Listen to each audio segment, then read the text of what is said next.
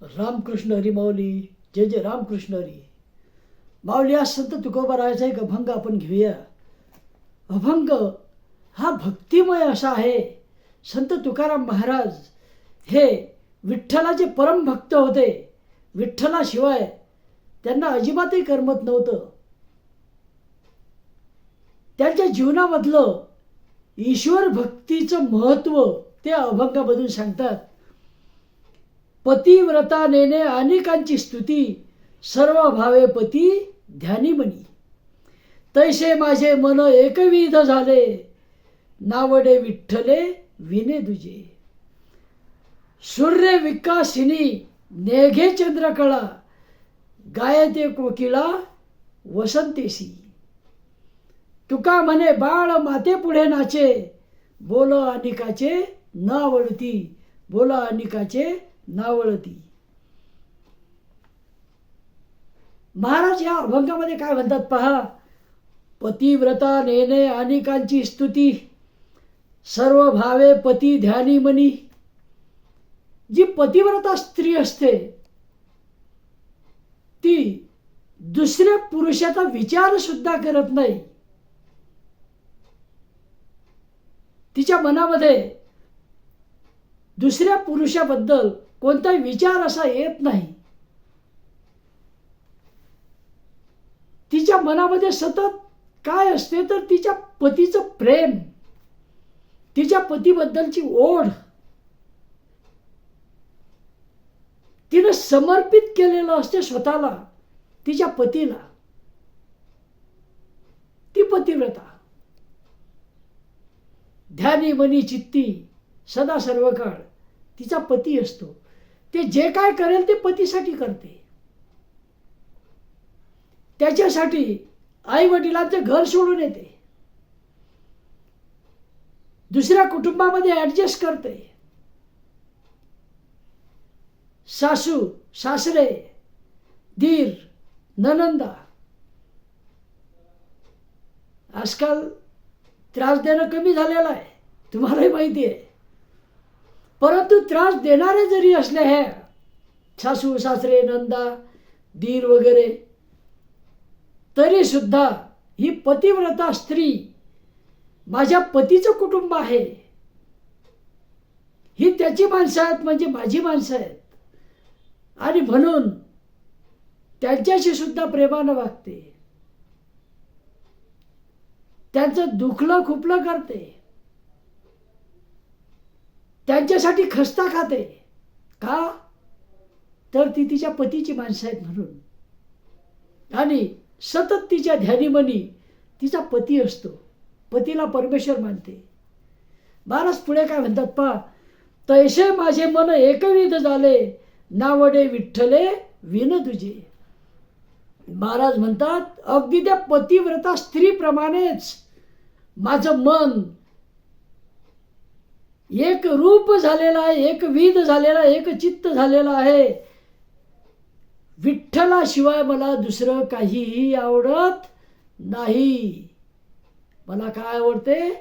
फक्त विठ्ठल पांडुरंग. दुसऱ्या अभंगामध्ये काय म्हणतात महाराज पहा. विठ्ठल टाळ विठ्ठल दिंडी, विठ्ठल तोंडी उच्चारा, विठ्ठल ओघ्या भांडवला, विठ्ठल बोला विठ्ठल, विठ्ठल नाद विठ्ठल भेद, विठ्ठल छंद विठ्ठल, विठ्ठल सुखा विठ्ठल दुःखा, तुकया मुखा विठ्ठल, तुकया मुखा विठ्ठल. अगदी विठ्ठलमय मी झालेलो आहे असं संत तुकाराम महाराज म्हणतात. या अभंगामध्ये सुद्धा तेच दिसते.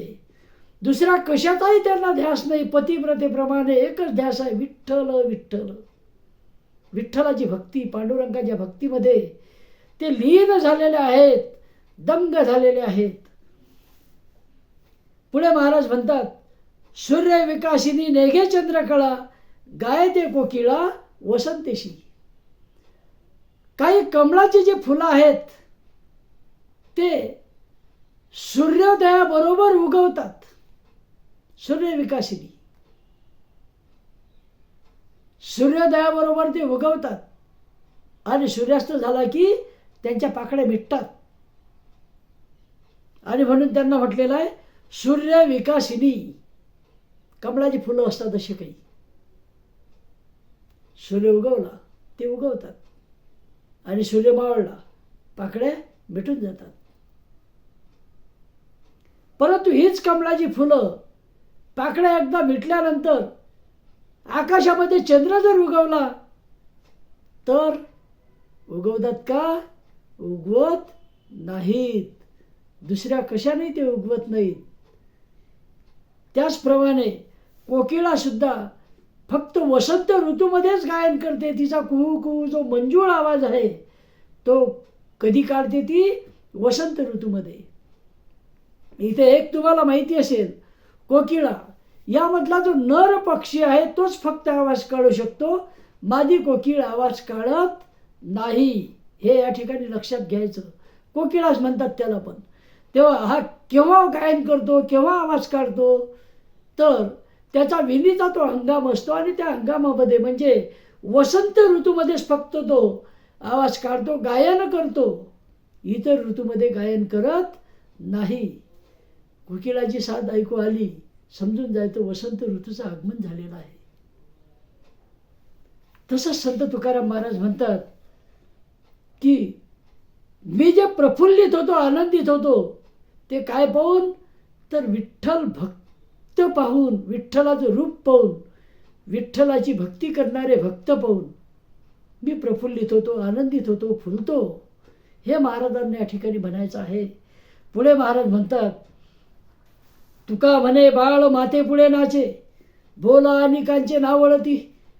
ज्याप्रमाणे छोटं मूल त्याच्या आईसमोर नाचेल, गाणं म्हणेल, काही बडबड करेल, आनंदानं उड्या मारेल, त्याच्या आईनं म्हटलं ते सुद्धा ऐकेल. परंतु दुसऱ्याचं बोलणं मात्र त्याला आवडत नाही. छोट्या मुलाला सर्वात जास्त जी प्रिय असते ती त्याची आई, आणि त्याच्या आईचं बोलणं त्याला हे आवडत असते. छोट्या मुलाला तिच्या म्हटल्यानंच तो ऐकत असतो. तिचे बोल त्याला आवडतात. त्याप्रमाणे संत तुकाराम महाराज म्हणतात, माझं सुद्धा झालेलं आहे. मला विठ्ठलाशिवाय काहीही आवडत नाही. मला एकच ध्यास लागून राहिलेला आहे आणि तो कोणता? विठ्ठल भक्तीचा, पांडुरंगाचा, नारायणाचा. सदा माझे डोळा जळो तुझी मूर्ती.